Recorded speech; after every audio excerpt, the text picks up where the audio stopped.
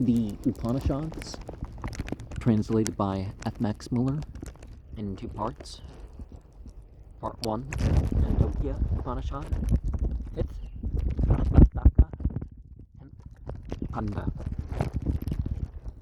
Those who know this, even though they still be Grihastas, householders, and those who in the forest follow faith and austerities, the Vana Rastas and of the Mare Fragakas, those who do not yet know the highest Brahman, go to light, Arcus, from light to day, from day to the light half of the moon, from the light half of the moon to the 6 months, when the sun goes to the north, from the 6 months, when the sun goes to the north, to the year, from the year to the sun, from the sun to the moon, from the moon to lightning, there is a person, not human.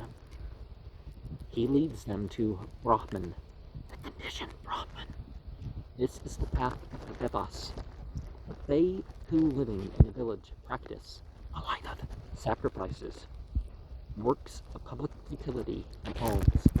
They go to the smoke, from smoke to night, from night to the dark half of the moon, from the dark half of the moon to the 6 months, when the sun goes to the south, but they do not reach the year. From the months they go to the world of the fathers, from the world of the fathers to the ether, from the ether to the moon, that is Soma, the king. Here they are loved, eaten by the Devas. Yes, the Devas love, eat them. Having dwelt there, till their good works are consumed, they return again, that way as they came, to the ether, from the ether to the air. And then the sacrificer, having become air, becomes smoke. Having become smoke, he becomes mist. Having become mist, he becomes a cloud. Having become a cloud, he rains down. Then he is born as rice and corn, herbs and trees, sesamum and beans. From thence the escape is beset with most difficulties. For whoever the persons may be that eat the food and beget offspring, he henceforth becomes like unto them. Those whose conduct has been good will quickly attain some good birth. The birth of a Brahmana or a Kshatriya or of a Asya. But those whose conduct has been evil will quickly attain an evil birth. The birth of a dog or a hog or a Kandala. On neither of these two ways the small creatures, flies, worms, and so on, are continually returning, of whom it may be said, live and die. Theirs is the third place. And therefore that world never becomes full. See 5.32. Hence, let a man take care to himself, and thus it is said in the following sloka, a man who steals gold, who drinks spirits, who dishonors his guru's bed, who kills a Brahman, these four fall. And as a fifth, he who associates with them. But he who thus knows the 5 fires is not defiled by sin, even though he associates with them. He who knows this is pure, clean, and obtains the world of the blessed. Yea, he obtains the world of the blessed. And one of the things that we taught there, it doesn't matter who your friends are, if you're not in it just for friendship, that you're maintaining your principles regardless. The doctrine of the 5 fires and are being born in them, i.e. heaven, rain, earth, man, and woman. The Khandogya Upanishad 4.15.5, the going to the light. Instead of manava, human, or amanava, not human, the brehe are, I'm abbreviating, reads, while he's abbreviating, manasa, mental, are created by manas, mind. This passage has been translated. They are the food of the gods. The gods do not eat it. Well, Devas is not quite the same thing as a god, but people certainly do worship angels, so because that's the closest thing we know to that term. And this is indeed the literal meaning of the words. The bog, to enjoy, and bong is the word for marijuana, so just an N in the middle there. And baksh, feet, are often used by theosophical writers in India in the more general sense of cherishing or loving, prana in the sense of an object or desire, love and protection. The commentators, however, as the use of baksh in this sense is exceptional, or as it has no support in the use of the ancients, warn us here against a possible misunderstanding. If those, they say, who have performed sacrifice enter at last into the essence of Soma, the moon, and are eaten by the devas, by Indra, and so on, what is the use of their good works? No, they reply, they are not really eaten. Food, Anna, means not only what is helpful and delightful. It is not meant that they are eaten by morsels, but that they form the delight of the devas. Thus we hear it said that men, women, and cattle are food for kings, and if it is said that women are loved by men, they are, in being loved themselves, loving. Hopefully, right? Thus, these men also, being loved by the devas, are happy and rejoice with the devas. Their body, in order to be able to rejoice in the moon, becomes a watery substance, as it was said before, that the water called the Sraddha libation, when offered in heaven, as in the fire of the altar, becomes Soma, the king, Khandogya Upanishad 5.10. That water becomes, after serious changes, various changes, the body of those who perform good works. And when a man is dead, and his body burnt, Khandogya Upanishad 5.9.2, the water rises from the body upward with the smoke and carries him to the moon, where in that body he enjoys the fruits of his good works as long as they last. When they are consumed, like the oil in a lamp, he has to return to a new round of existences. And, only a certain point. The physical side of our incarnation, yeah, who knows how many beings that could be a part of, even at once, right? In this manner, all the 5 questions have been answered. First, why in the 5th oblation water is called man?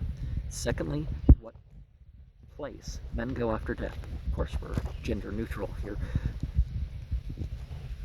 Some by the path of the devas, others by the path of the fathers, others again by neither of these paths. Thirdly, how they return, some returning to Brahman, others returning to the earth. Fourthly, where the paths of the devas and the fathers diverge. These, when from the half year, the path of the devas goes on to the year, while that of the fathers branches off to the world of the fathers. Fifthly, why that world, the other world, does never become full. These because men either go on to Brahman or return again to this world. Many questions are raised among the Indian philosophers on the exact meaning of certain passages occurring in the preceding paragraphs. First, as to who is admitted to the path of the devas, householders who know the secret doctrine of the 5 fires are the 5 libations of the Agnihotra, as described above, while other householders who only perform the ordinary sacrifices without a knowledge of their secret meaning go by the path of the fathers. Secondly, those who have retired to the forest and whose worship there consists in faith and austerities, i.e. vanaprasthas and parivragakas, before they arrive at a knowledge of the true Brahman. The question then arises whether religious students also enter a path of the devas. This is affirmed because Puranas and Smritis asserted, or because our text, if properly understood, does not exclude it. Those, on the contrary, who know not only a condition, but the highest unconditioned Brahman, do not proceed on the path of the devas, but obtain Brahman immediately. Again, there is much difference of opinion whether after a man has been in the womb, presumably force, he can be born again. birth is the result of former works, and if former works are altogether consumed, there can be no new birth. Well, we can also say birth into the afterlife, and all these things become symbolic. And let's not criticize dogs and trees and other things that, oh, it's a horrible rebirth. Understand the message of that rather than some moral criticism of non-human incarnations. This, however, is shown to be an erroneous view. Well, the physical side of the thing. Because the good sacrificial works, the fruits of which are consumed in the moon, there are other works which have been enjoyed, are expiated, as the case may be in a new existence. The great difficulty or danger in the round of transmigration arises when the rain has fructified the earth and passes into herbs and trees, rice, corn, and beans. For first of all, some of the rain does not fructify at once, but falls into rivers and into the sea to be swallowed up by fishes and sea monsters. Then, only after these have been dissolved in the sea, and after the seawater has been attracted by the clouds, the rain falls down again. It may be on the desert or stony land. Here it may be swallowed by snakes or deer, and these may be swallowed by other animals, so that the round of existence seems endless. Nor is this all. Some rain may be dried up or absorbed by bodies that cannot be eaten. Then, if the rain is absorbed by rice, grain, and so on, and this be eaten, it may be eaten by children or by men, who have renounced marriage and thus again lose the chance of a new birth. Lastly, there is the danger arising from the nature of being in whom the food, such as rice and grain, becomes a new seed, and likewise from the nature of the mother. All these chances have to be met before a new birth as a Brahmana, Kshatriya, or Vaisya can be secured. Well, with or without family life, I think these things can be addressed as such.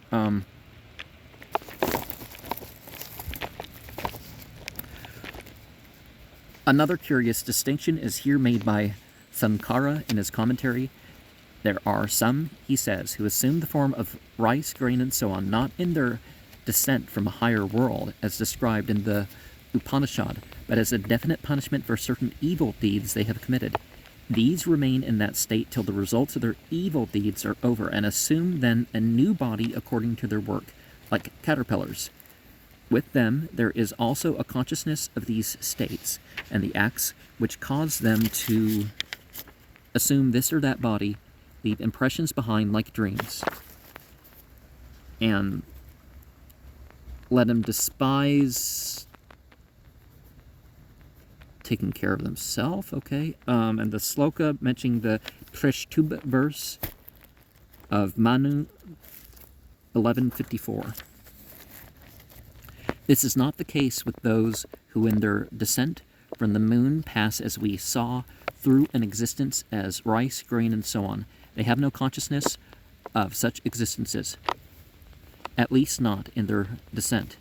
In their ascent to the moon, they have consciousness, as a man who climbs up a tree knows what he is about.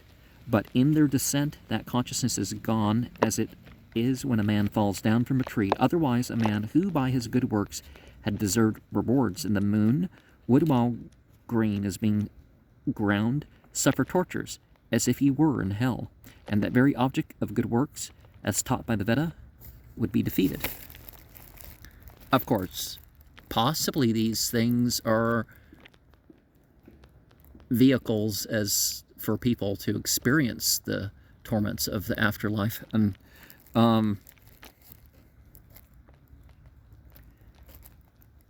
in that way, but as we see that a man struck by a hammer can be carried away unconscious, so it is in the descent of souls till they are born again as men and gain a new start for the attainment of the highest Brahman.